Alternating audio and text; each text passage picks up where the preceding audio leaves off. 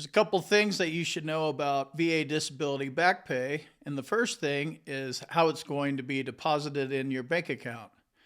It could show up like this, where it's just a lump sum, or it could show up in a series of payments. Your first thought's probably going to be disbelief. You've been fighting the VA for a year or so, more maybe if you're on appeal, and all of a sudden, 2,500 bucks, then 3,800 bucks, and then maybe another 3,800 bucks shows up in your bank account and you're in disbelief.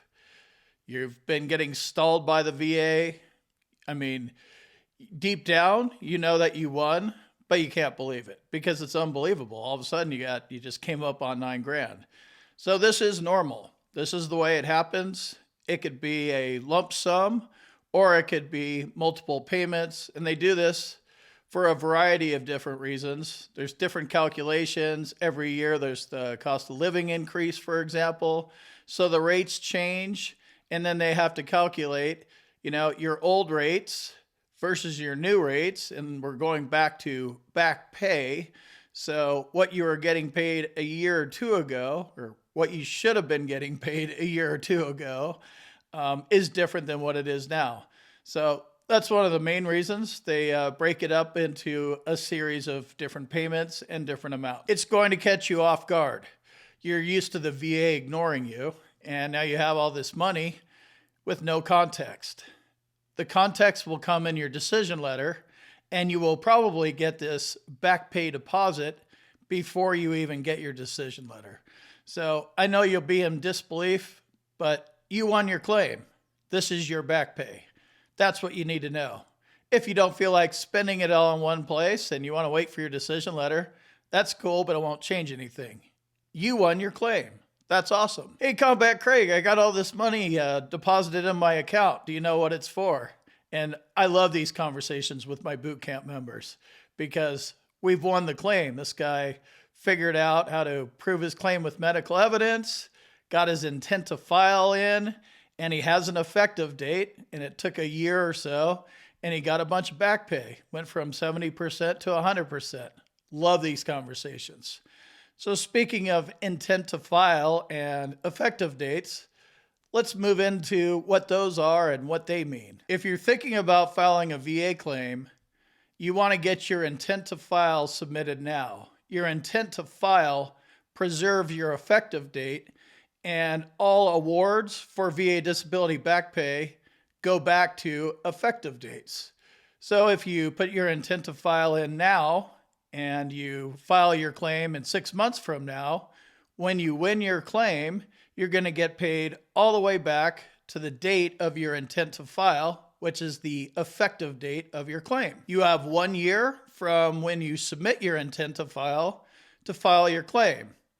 If you're not ready, don't feel rushed by your intent to file. It's better to file your claim right, so you don't have to appeal it, than it is to worry about your intent to file.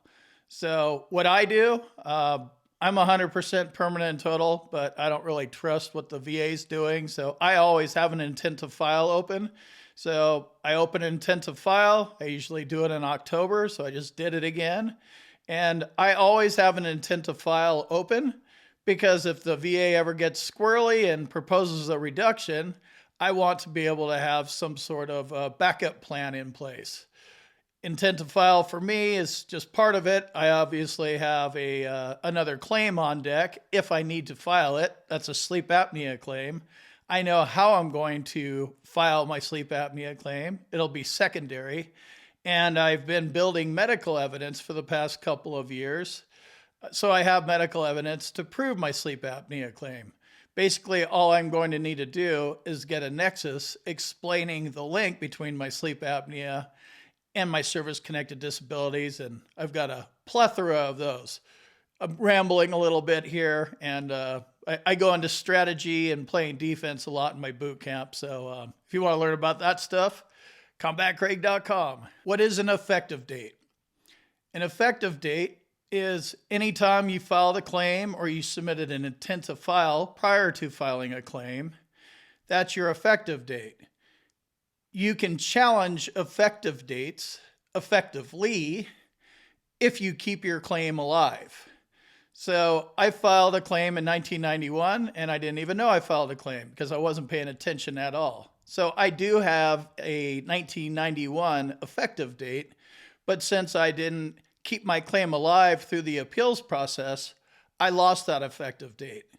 The only way I could go back and reopen that one is if I can prove that they made a decision on my claim and they just skipped over medical evidence. This isn't something that I'm planning on doing because I'm going to wait for 20 years before I'm actually protected under the 20-year rule, before I start looking in on some of these older effective dates. But generally speaking, if you have an old effective date from the 90s or 2000s or 5 years ago or 3 years ago, if you didn't keep your claim alive through the appeals process, then you lost your effective date. So you can go backwards and work on those if that's what you want to do.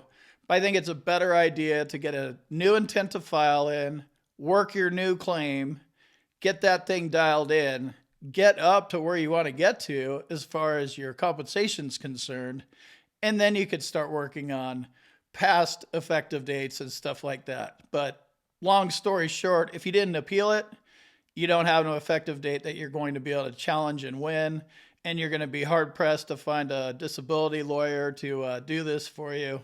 Speaking of disability lawyers, I want to give a shout out to the sponsor of today's video, Hill & Ponton. Check them out at hillandponton.com. And if you want to talk shop about VA claims, I do that in my boot camp. That's what I set it up for. Check that out at combatcraig.com, and I'll see you in the next video.